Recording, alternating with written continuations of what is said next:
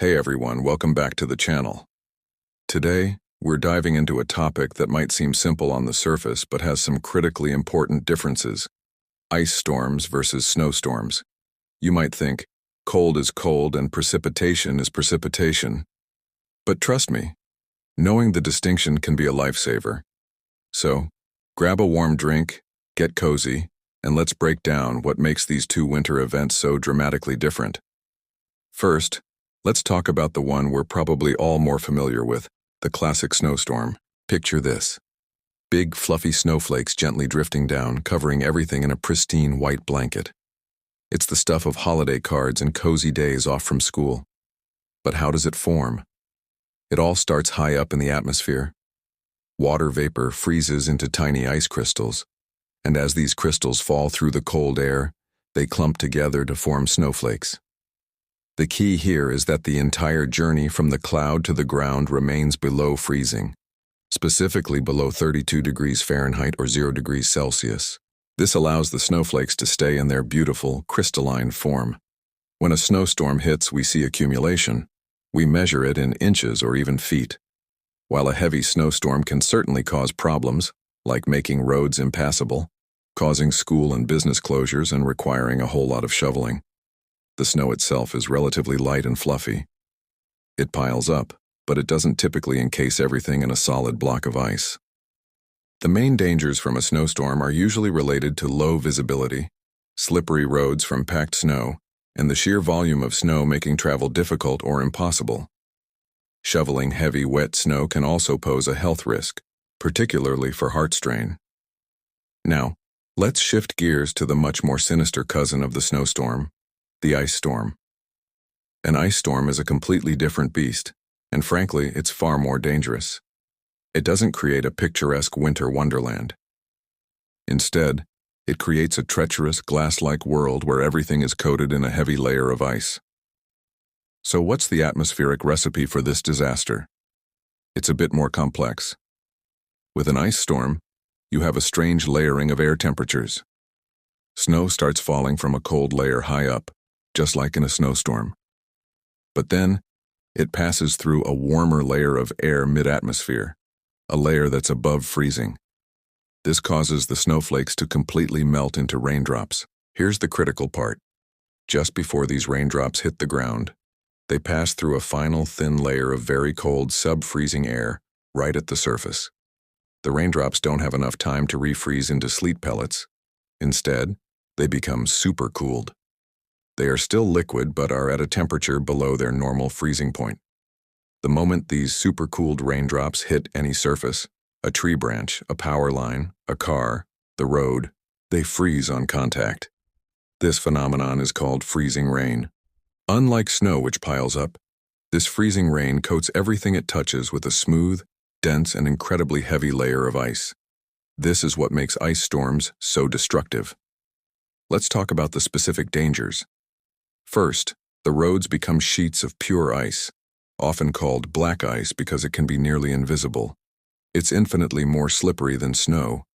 Even four-wheel drive vehicles with the best tires are no match for a significant layer of ice. It makes driving, and even walking, extremely hazardous. Slips and falls are incredibly common and can lead to serious injuries. But the danger goes far beyond personal mobility. The weight of the ice is the biggest problem. Think about a single tree branch. As ice accumulates, it gets heavier and heavier. An accumulation of just half an inch of ice can add hundreds of pounds of extra weight to a tree's branches. This causes branches to snap and entire trees to come crashing down, posing a direct threat to people, homes, and cars.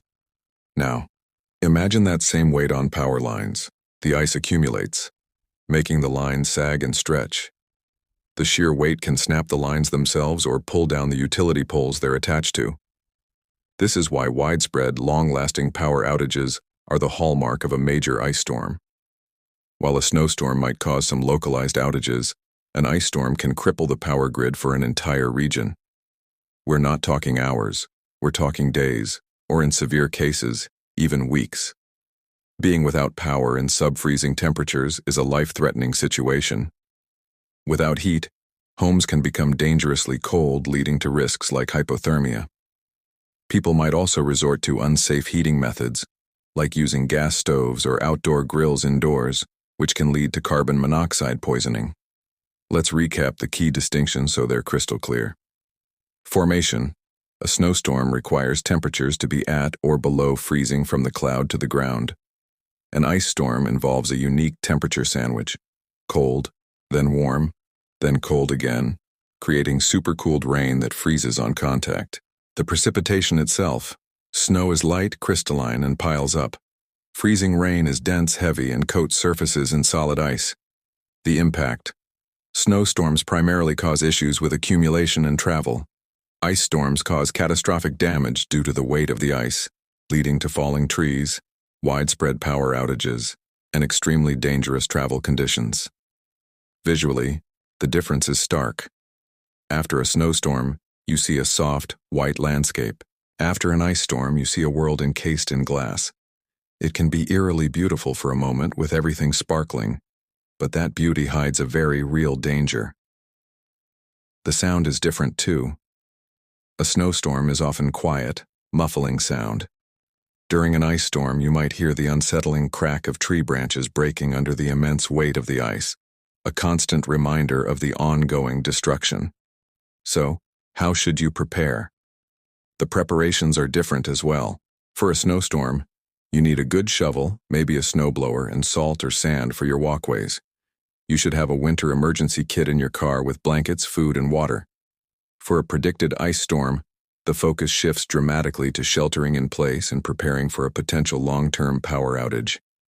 This means having a multi-day supply of non-perishable food and water, flashlights with extra batteries, a battery-powered radio for updates, and warm blankets or sleeping bags.